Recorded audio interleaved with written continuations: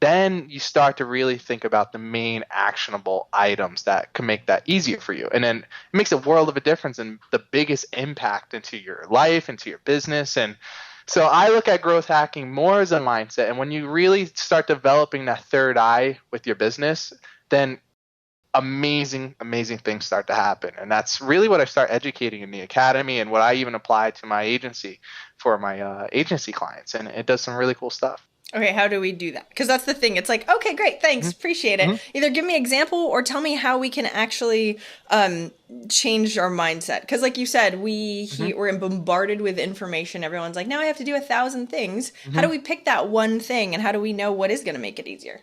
Yeah, so a prime example, right? Prospecting, right? In the sales world. So prospecting, one of the biggest things that is a problem for people is the time suck of it. It absorbs a huge amount of time.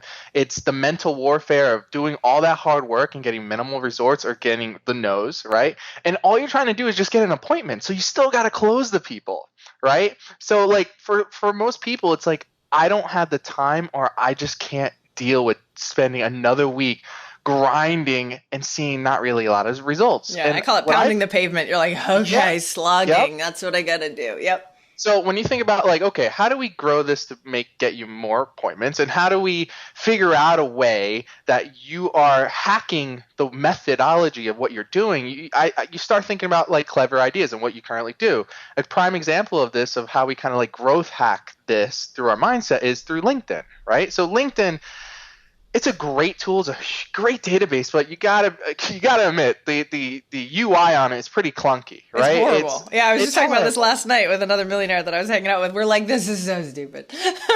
It's horrible Yep. because here's the thing.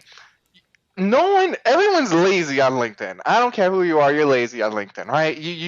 If I have to get another message of someone who wants to connect with me saying like, I'd like to add you to my professional network, dash full name, I'm gonna blow my mind off, you know. But what's crazy is that hacking that system is more because people are not taking advantage of it because of the inefficiencies of it, right? So no one's taking the extra time to personalize that connection request message.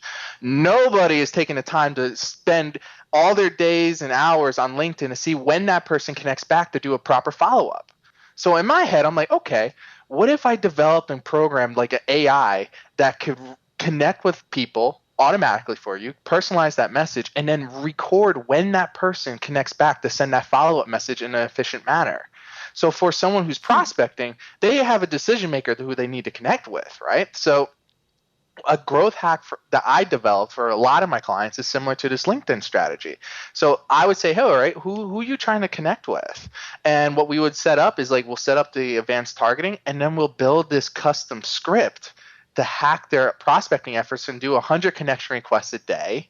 And then all those connection requests have a personalized message. And what's great is that every person who connects back with you, you're going to touch. And if they don't respond back to that message, it's going to send a follow up message on your behalf. So literally for someone who's in a sales role or trying to get more B2B business, or even for PR efforts, like a lot of people used it for all these different things. The best thing about it is that you're not burning the time.